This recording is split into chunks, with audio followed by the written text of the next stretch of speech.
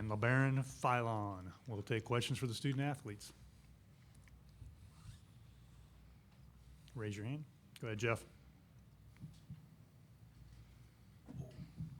Jeff Dubrow with WFLA here in Tampa. LeBaron, for you, just your progression into your sophomore year, what has been the biggest leap for you? What do you attribute to getting that, and how much, pride do you take in leading this team into the NCAA tournament this year? I would say, it means everything, just coming back for a second year, playing with these two guys, it's been a wonderful feeling. I mean, we got, I think, one of the best teams in the country, and I'm ready to make a run. I would say, just playing with these guys and playing with my other teammates has been just a grateful, feeling and thing to do all season long. And, I'm looking to, like I said, make a run and just, lead these guys, to the farthest we can. But I think these two guys do a great job at leading, help me lead as well. So, just thankful that I get to, share the court with these guys. Yeah, LeBaron, Kevin Sweeney, Sports Illustrated. I guess, where do you feel like you've grown the most from this time last year when you were debating going to the NBA and eventually end up coming back? I guess, where do you feel like your game has progressed the most and made you more NBA ready over the last 365 days? I would just say the experience, knowing what it takes to win a game. Hofstra, a great team. We can't, overlook them. They got great guards. They got two of the, best guards in their conference, and I think those guys do a great job of getting in the paint and, and stuff like that. But just focus on what we got to focus on and keeping the main thing. I think, everybody's locked in and we're ready to go. And, tomorrow is going to be a great feeling for all the young guys that, haven't experienced the NCAA tournament yet. And, it's the biggest thing on the planet when it comes to college basketball. So everybody going to be watching. So we just, ready to get out there and ready to play.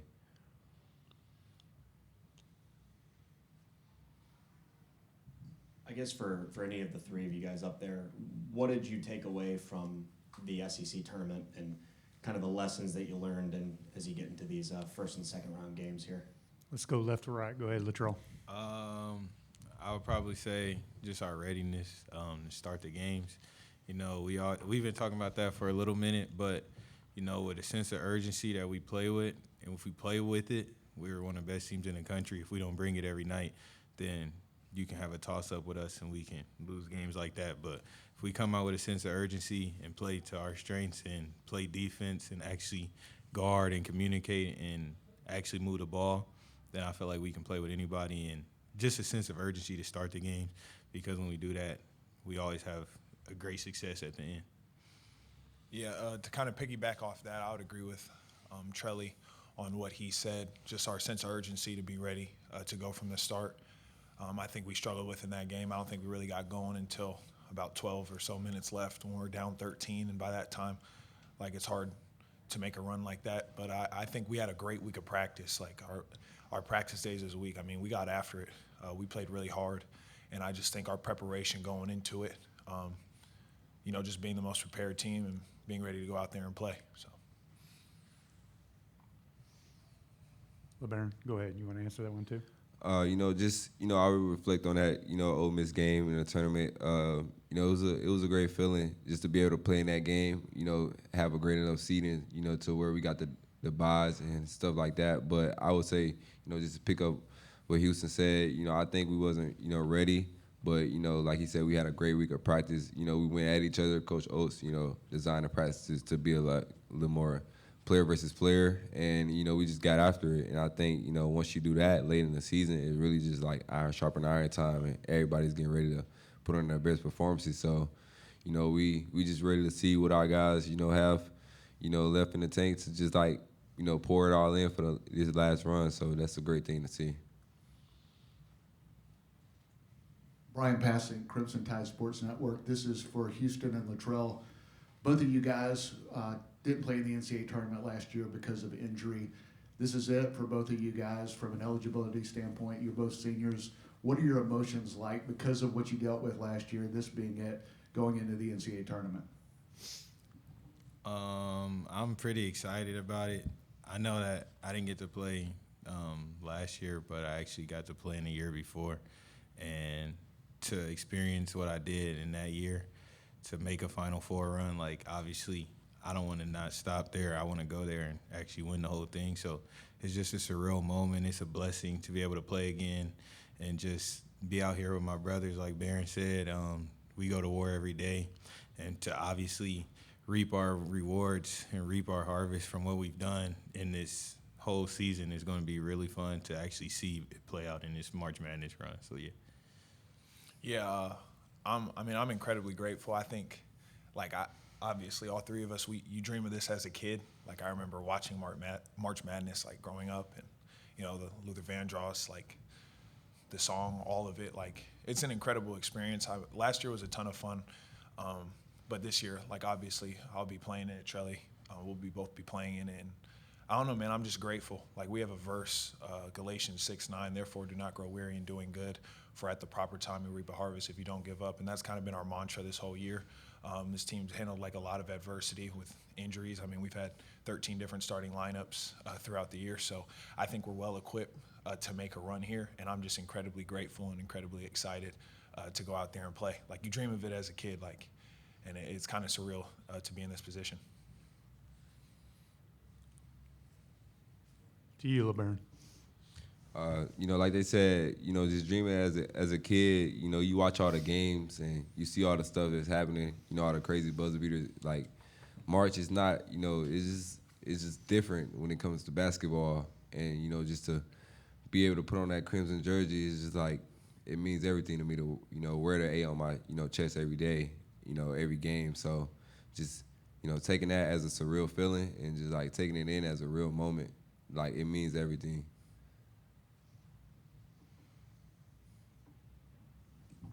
It's Matt Baker with The Athletic. For Houston and Latrell, what are your just kind of general impressions of Hofstra after watching them on film? I believe they're really talented. They have really good guards. I played with one of their guards, Aaron Estrada, and that year we went to the Final Four. So I just know, like, they always produce really good guards and stuff like that. So just having to focus in on their play style, they score really well. They're coached really well. They play really hard. I think they've won, like, the last 11 out of their last 12 games. So they're really on a heater right now. We respect them with the utmost respect because we know that their guards can play in this league as well. Obviously, they've done it with one guy, and he's made history at this program. So just respect them and obviously give them a ton of credit for what they've done and what they've won. Yeah, all the respect in the world to Hofstra and their program.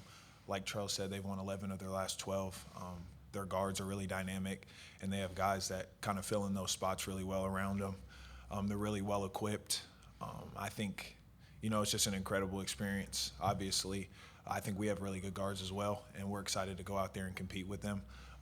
But yeah, preparation's big. Like, we know how it gets in March. We know, teams go on runs during this time. But yeah, like, Aaron's practiced with us before, like, over the summer and whatnot, and he's one of the most talented guys I've seen play. So I know what these guys are bringing. So we're just excited to go out there and compete.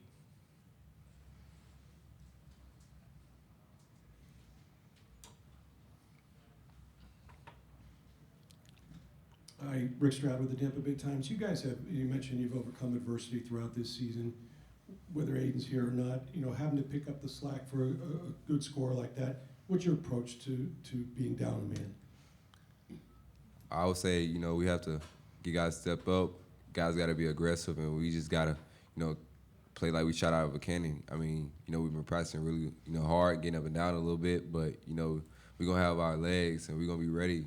Our style is just to run and gun, just try to push it as fast as we can and just get buckets early in the shot clock. And I think, we still got guys that can do that at a higher rate. We just got to, mix it up a little bit, and I'm pretty sure Coach Oats, have everything ready. He's been ready to, play ever since we got here. Tampa's a great city, so just, like, being here and, like, practicing as, just, like, it's been going up and down a little bit. That's been a little fun. So just being ready for tomorrow, it's going to be a fast-paced game for us. Yeah, I think our team's really well equipped to handle adversity. Like, we started league off pretty slow. I think we started 4-4, and we went on a run to finish off league. Like I said earlier, we've had 13 different starting lineups. I mean, we've seen guys step up. I think Taylor Bobowen has been playing, like, his best basketball recently. Obviously, the addition of, like, Noah Williamson, he played a lot of minutes against Ole Miss, and I mean, he was incredible.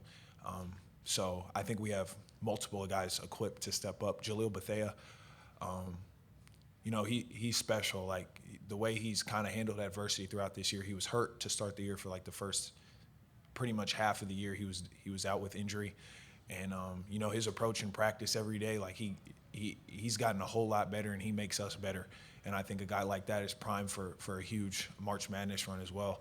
I think our team, like we all love each other. Like there's real genuine love here. Like selfless love is one of our core values, and we're just excited for each other. The word Mudita comes up as well. Coach Murphy from softball came and talked to us about that word right after we had lost to Florida, and it's just like having vicarious joy for your teammates. I have vicarious joy for Barron, and when Barron scores 20, it feels like I scored 20. When Trelly hits 8 threes, it feels like I hit 8 threes, and that's kind of the mentality our team has, and I'm just excited for it to take off here soon. LeBaron, Cruz Davis has had some big-time performances this year, especially against, you know, a couple ACC teams he's played. What have you seen from him this week, scout-wise, and how do you embrace? Obviously, you've played in so many big-time guard matchups, but what does this one mean? You know, it's a big matchup. You know, I look at every matchup as a big matchup, and you know, we can't just like go out there and just like, you know, doubt these guys. You know, he's a great guard, and the other guard he has is a great guard too. So we have to be ready for both of them. I mean, they take most of, you know, the shots on their team. So just being able to just key in on those guys and, you know, just like control those guys in the, you know, pace of the game. Got time for one more. Any other questions for student athletes? Go ahead. Right there, Lynn. Houston, we just talked to Speedy Claxton, and he talked about his team's rebounding and how he thinks they're better equipped to get boards and just play inside against a team like Alabama. Obviously, I know you have a pretty strong knowledge of the game. What have you seen from the way that team attacks the glass this week, just watching their stuff? Yeah, I mean, they attack the glass pretty hard. I think their 2 forwards, center, they had like 11 offensive rebounds in their last game. You know, they're big.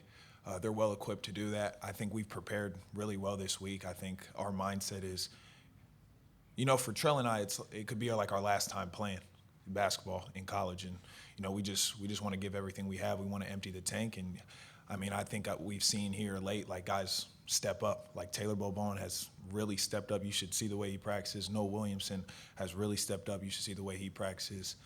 Same with Jaleel. Like we have a team fully equipped, you know, to handle the rebounding, and you know, we're just excited to get out there tomorrow and play. Okay, thank you, gentlemen.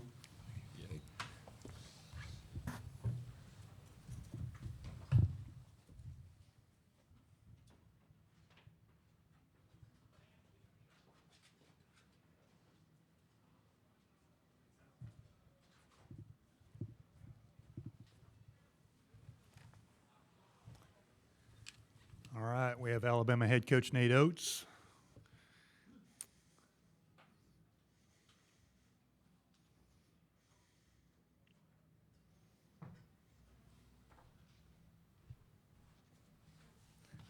Thank you, Coach.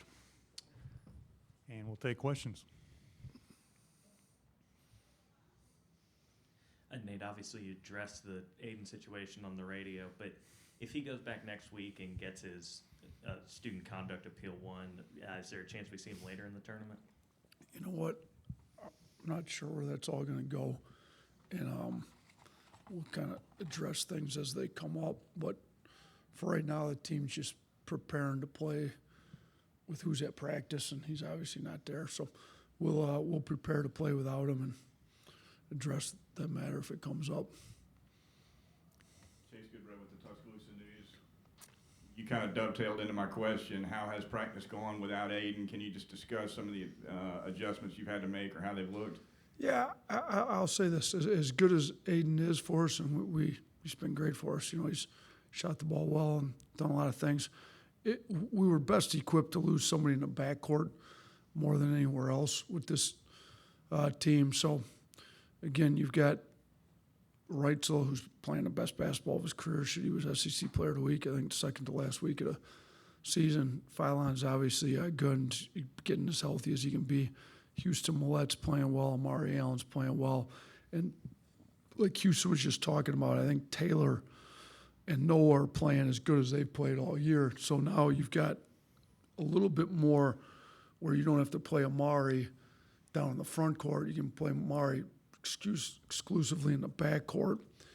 You know, and Jaleel's done a great job prepping, keeping his attitude where it needs to be, super talented. So I'm excited to see what some of these guys have. And, you know, we've done a good job in practice, I think, prepping for these and Hofstra's got two very good guards. I mean, Cruz Davis and Preston and Mead are as good a combination of backcourt as any. I mean, they're better than most high major backcourts when you put the two of them together. So they're, I think we've done a good job, and I think we've still got plenty of depth. That's the good thing with making sure you with the way we play, you know, we want to play fast. We usually have pretty good depth. So we had great depth in the backcourt, and I think we've had 13 different starting lineups. And reason being mainly injuries throughout the course of the year. So whether it's the guy's out with an injury or whatever reason he's out for, I think this team is more equipped to handle somebody being out. I mean, we've had more game time decisions, night before decisions than any team I've ever been associated with.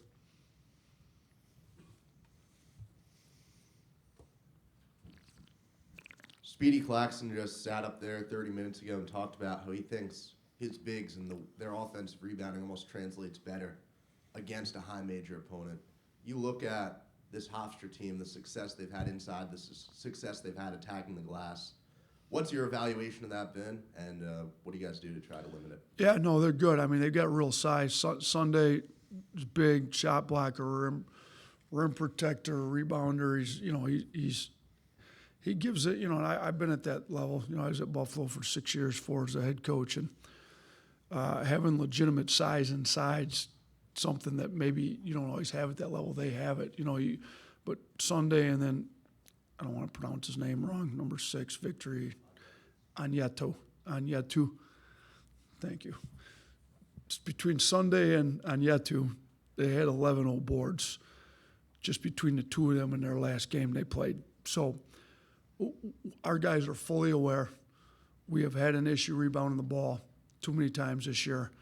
If we don't make a concerted effort to go to the glass, box out, it's going to be a problem. Because if you keep giving their backcourt multiple chances, I mean, they make tough shots. So you get them to miss one, great, you did a good job on defense. You have to get the rebound. And we want to run. You know, our depth is still there. Our style of play is that we want to play fast. They're a very slow team that, you know, they're comfortable playing deep into the shot clock. So we'd like to get the pace up.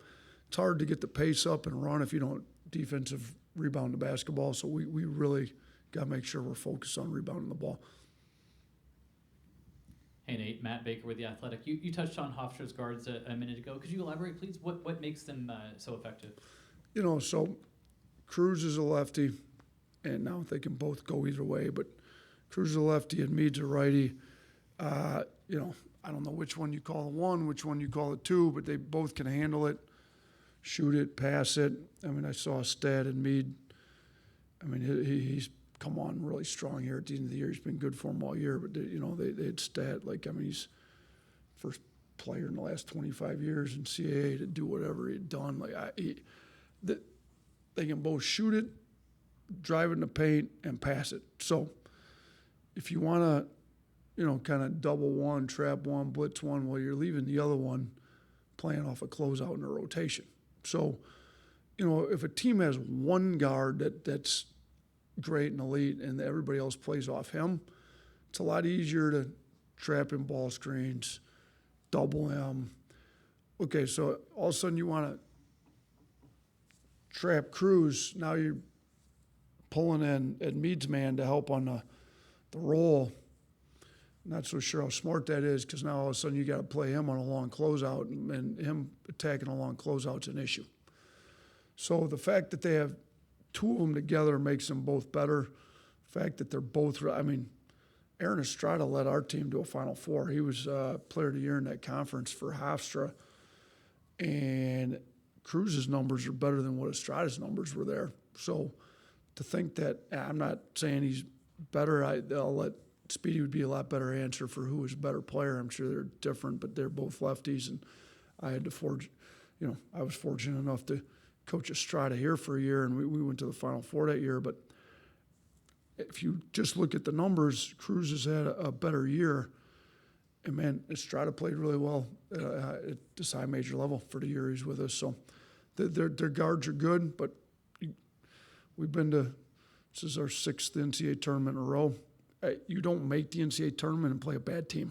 If they're in the NCAA tournament, they're going to be good.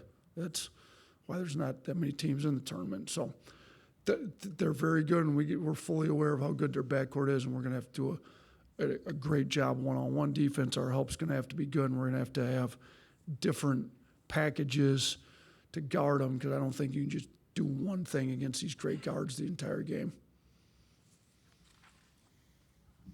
Yeah, Nate, Kevin Sweeney, SI. On the Aiden front, I know you mentioned earlier in the week that you wanted to support him, obviously, in spite of everything that's happening right now. I guess, can you speak to any contacts you've had with him since maybe the initial moments after the arrest and where that stands? Yeah, I've met with him in person, talked to him on the phone multiple times.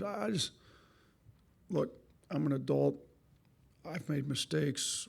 We all have things we'd like to do differently.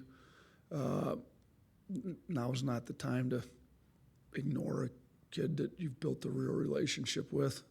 Now is the time he needs more love from the adults in his life than at any point. So when I got into coaching, way back when I first got out of college, and I was a Division III assistant making no money, and then I went to a high school job in Detroit area for 11 years. I really, to basically coach for no money for 16 years, you better be doing it for the right reasons, because you're losing an awful lot of money, spending all the hours, time traveling with kids to official visits. So I got to remind myself, I'm a high school coach that's caught some breaks up here, but I don't want to lose why I got into this thing in the first place. So you get into it to help impact young men's lives. Well, if you disappear when they make a mistake, not so sure that's a genuine relationship you built. So I've got 3 daughters. They've made mistakes. You don't disappear on them when they need your help. So I won't be disappearing on them. I talked to him yesterday morning on the phone. I talked to him the night before that. I've talked to him every day so far. So I'm going to continue to talk to him, love him, help him through this, and we'll see where it all takes us. In back of the room. Charlie Potter with Bama Online. Just what kind of progress have you seen from Jalil this season, and how much are you going to maybe lean on him a little more with Aiden out? Yeah, I mean, obviously Aiden playing about 30 minutes. There's 30 minutes to distribute differently in this game. Jalil's been playing well. The one thing I'll say about Jalil is he's super talented. He had the broken foot that he missed so many reps in the offseason. I mean, he missed half our offseason. With the way we play, it's a lot different than the way most college teams play, at least.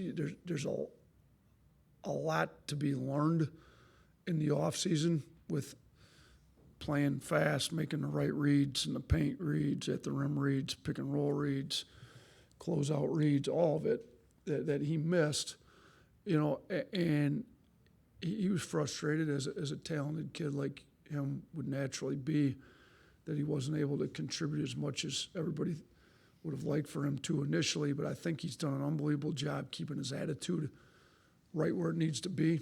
I love him. He comes in, plays hard, great teammate. So I really hope, he goes in and plays well. And playing well doesn't necessarily mean just making shots, making highlight plays, which he's more than capable of. But it's being locked into the defensive end, impacting, winning. That's the one thing, you got to keep emphasizing these guys that come either out of high school or maybe places where they haven't won at the level we've won, is what can you do to impact winning? And it's not all scoring. That's why we chart as many things as we chart. So I think he's starting to figure that out. And, man, I would love for him to take advantage of this opportunity he's got in front of him and really play well here this weekend. Hey, Coach. Lance Williams, Orange and Blue Sports Network. How has Amari developed as a player and a person throughout his freshman season? Where's the Orange and Blue Sports Network from? Florida. Oh. Some other orange and blue. Most of them aren't on our highly liked list, but you're not in the state of Alabama on orange and blue. So Amari comes in as a freshman that maybe isn't as highly ranked as some other kids we brought in. We all knew he had a chance to be really good. Like I loved him. Guard with size, toughness, competitiveness. Man, he came in right away in the summer and established the fact that he's not backing down from anybody, that he's going to compete with everybody. And there was days in the summer he was our best player. And I think you've seen that. He hasn't been elite in every game, but he's competed at an elite level every game. He's fought with some injuries and had to come around, but with his size, skill, athleticism, competitiveness, toughness, IQ, you combine it all. I mean, there's not many all-around players that can play as many positions as him in the country. And I think you're seeing that by where he's showing up on draft boards and the amount of interest all the NBA teams are giving him, asking about him. So he's been a joy to coach. He's, tough kid from Green Bay, Wisconsin. There hasn't been too many big-time basketball players come out of Green Bay, so it would be pretty cool to see him succeed. And I think it's been pretty cool to watch him his freshman year come along the way he's come along.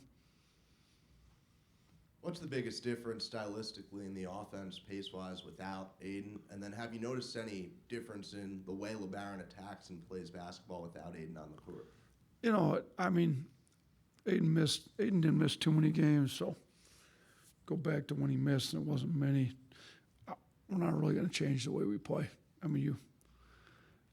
We had all the injuries all year, and there wasn't one time when we walked into a game and said, we're going to try to play a little slower this game, or we're going to really concentrate on throwing it inside this game because we're missing Reitzel or Philon or Holloway we kind of play the way we play. Now, different teams have different coverages in the pick and roll, and different teams have different strengths. To me, we're not changing the way we play based on who we have or don't have. We're going to change how we attack different coverages based on the way the team, we're playing. So, what does Hofstra do in pick and roll? Where are Hofstra's better defenders at? Where's Hofstra's strengths and weaknesses at? So there hasn't been any change at all, to be honest with you, other than we just have one less guy out there in practice. We're going to play the way we play. We're going to attack the way we attack, and I think it's been pretty good for us most of the year. Last question, back of the room. Coach, this is a little off topic and a little lighthearted, but what have you just thought of the way that Brady has quickly handled the challenges this season? Yeah, so Brady Goka started with us as a manager. Was really good. We've got an army of managers, a bunch of kids willing to serve the program. It's great having them in. Some are just there to be a part of the basketball program. Some are there to find their way up in the coaching world. He was one that we knew came back from my connections in Michigan. He's from Michigan, close to Saginaw. Him and Preston have a little debate because Brady's not. He claims Saginaw, but it's really not Saginaw. It's like out in the country by Saginaw. So he came from up my connections in Michigan. He came down as a manager. Then he became a grad assistant. Kind of migrated towards the video room. Really got into the coaching part. So this is the first year we've got replays in college. So we gave it to our video coordinator. He should better be good with video. That's why he's the video coordinator. So I think he's been pretty good. I think, honestly, I think Brady's been good. I think it's been more everybody in college basketball figuring out appeals, challenges, because we appealed some plays that one game you'd win on that appeal. The next game, it's a more egregious flagrant one than this one, and all of a sudden you don't win it. And then you turn the TV on and you see this one, and I can't figure out what should have been a flagrant one and what's not. So I think in light of everybody being new and figuring it out and everybody's trying to work through it, the referees, people in charge of it all, I think he's done a pretty good job. He's look, the guy that's in that role, like you better have some thick skin, because if you screw one up, like especially now the appeals are different. You can screw up an appeal, you just lose the timeout. You can get multiple, you can get unlimited appeals. You're just getting, I guess if you run out of timeouts, you can still appeal. You just get a T for calling timeouts you don't have. So you'll never run out of an appeal. Now the challenge is you only get 2.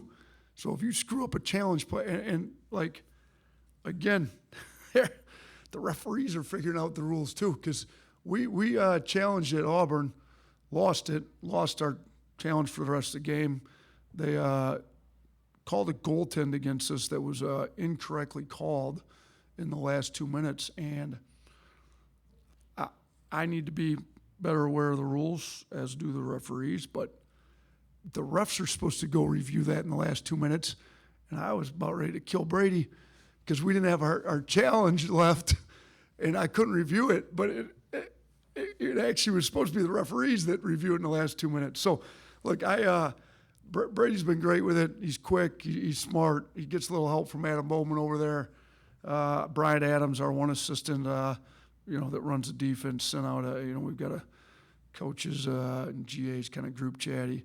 There was another program that their challenge crew behind had some, I think Brian Adams' direct term was Dorkapalooza over there with all these cool handshakes. I said, Brady, we're going to get like this in our cool handshake when we. I said, just don't try to do no Dorkapalooza handshake with me after we win an appeal. So we'll try to win the appeals. We'll try to use it correctly. We'll use it to our advantage when we can. I think Brady and Adam and our whole video crew's done a pretty good job with it, but we're all still trying to figure it out here this year.